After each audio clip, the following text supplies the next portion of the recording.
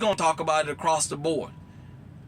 Because singling one group out and the refusal to talk about everybody else has become deadly for everybody now. It's easy to hold up a picture of Pookie or Ray Ray and say this is the reason that you need to be armed. It's hard to hold up a picture of Mauricio Garcia and say this is the reason you need to be armed.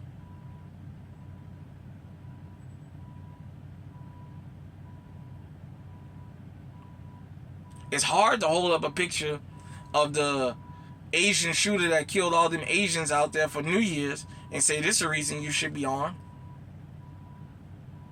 Nobody wants to do that. Nobody wants to use those as reasons you should be armed. Nobody wants to say Raheem Carter is the reason you should be armed. Nobody wants to talk about that. Fuck, man. Pookie and Ray Ray got their fucking issues. Bushika has her issues. The black community, yeah, we got a lot of issues. We're not the only ones. And per the numbers, we not even the ones committing all the crimes. You can't keep running us down as being the criminals, and then in the same breath you got to turn around and say, but you guys are the most exonerated because we keep railroading y'all. And let me say something.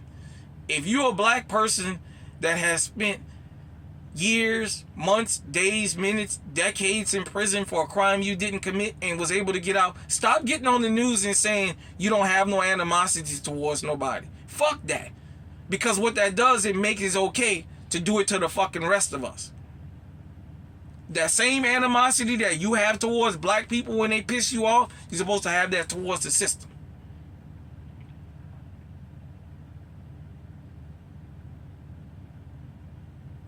In closing, damn it, I'm going to say this. I live in a 0.6% black town, and yet they got armed guards at the fucking grocery store. You know what that tells me? They get it. There ain't enough black people here to say that we the fucking criminals. And yet they gotta walk around armed. They get it. Why the fuck everybody else keep turning a blind eye? Huh?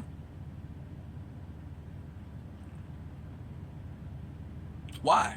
Why the fuck everybody else keep turning a blind eye? You know, I'm guilty of it. I'm guilty of doing it too. We can excoriate rappers for making rap music about killing, but we applaud Italians for making movies about mob life and killing people and extorting people.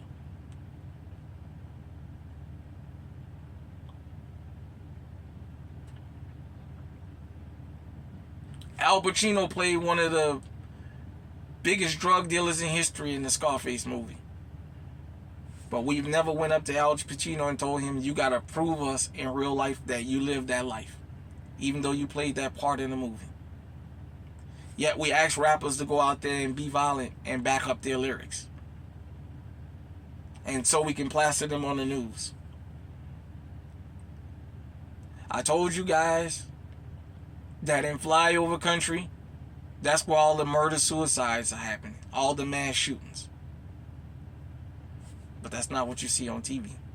In Henrietta, Oklahoma, they didn't even want to talk about that being a mass murder-suicide. 7 victims. Well, 6 victims and 1 perpetrator who killed himself. And he killed a bunch of children.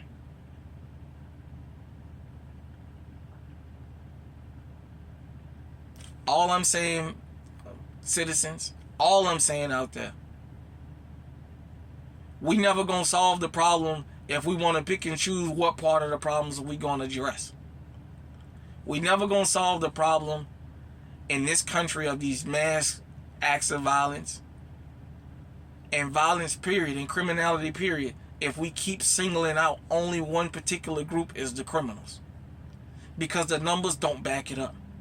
You can't tell me black men are the #1 criminals in the country and we're the most exonerated. You can't keep you can't.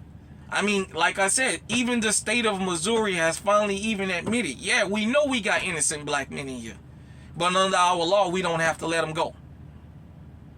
So what does that tell you? The state of Missouri don't even compensate people who spent years in prison for crimes they didn't commit. If they're lucky enough to get out, they tell them, okay, now you're on your fucking own. Then they got to come back out here to a world that demonizes them only for being black. On that train, Jordan Neely's crime wasn't that he was screaming and shouting. His crime was that he was black. You know, they took a poll.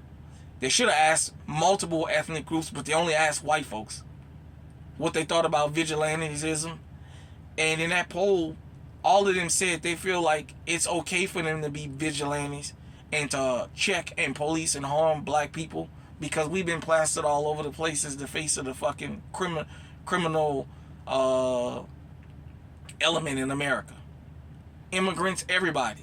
Everybody has piled up on black people, but black men in particular, straight black men, as the criminals of the country. And yet, look what you got festering.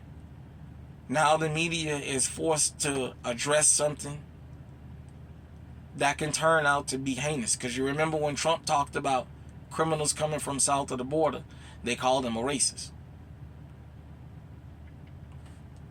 Then Allen, Texas happened. One more side note. Do you guys know how many people of foreign descent or foreign ancestry was at the January 6th insurrection? The South Vietnam flag was there. Yeah, somebody was flying the South Vietnam flag. So what does that tell you? There was a lot of people of foreign descent there, or the children of immigrants. Yet they singled out the 1 or 2 black guys that showed up and the white guys there. And forgot all about making a big deal about the people of foreign descent there. And now look what happens. They've decided to participate in mass carnage now. So much to the point that the media is even afraid to talk about it. They knew Hispanic white nationalism existed for a long time. They wanted to keep sweeping it under the rug. When DACA happened, the Latinos turned and looked at the black people and said, yeah, Viva la Raza, or whatever it is they say about bettering the race or what have you. They singled us out to say that too. They come here and tell you there's no such thing as illegal people back in their country. They're telling the Haitians and the dark-skinned people coming from other countries trying to get to America, you illegal. So if no human is illegal here in America, no human should be illegal nowhere in the world. That's just logics.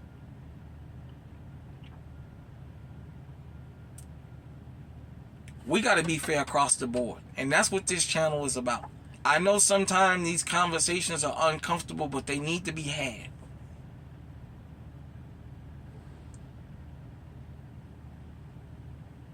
Hit me in the comment section and let me know what you think. Till next time, stay safe, stay on high alert.